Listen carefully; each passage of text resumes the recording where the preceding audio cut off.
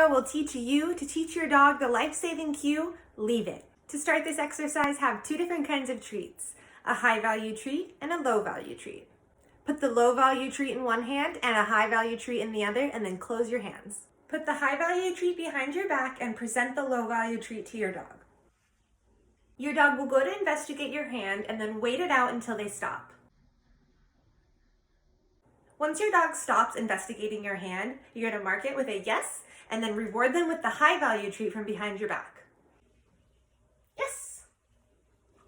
Now we're going to up the criteria a little bit and wait for our dogs to make eye contact with us after they stop investigating the low-value treat. That moment we're going to mark and reward with the high-value treat. Yes! You're going to repeat the steps until your dog is offering you eye contact after you present the low-value treat. Yes! Practice a few more repetitions, lowering the low-value treat closer towards the floor with every rep. Yes! Now we're both going to increase and decrease the criteria in different ways. We're going to increase the criteria by placing the low-value treat on the floor with our hand over it. And we're going to decrease the criteria by just waiting until our dogs actively stop investigating the low-value treat before marking and rewarding. Yes!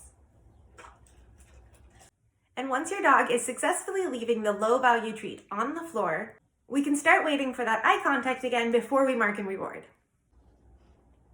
Yes! Once you've got your dog looking at you after you place that low-value treat on the floor, it's time to add the verbal cue. Leave it. Now where we're going to add that in is right after we put the low-value treat on the floor with our hand over it.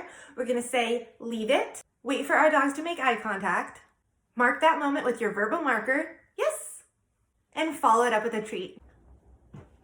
Leave it, yes.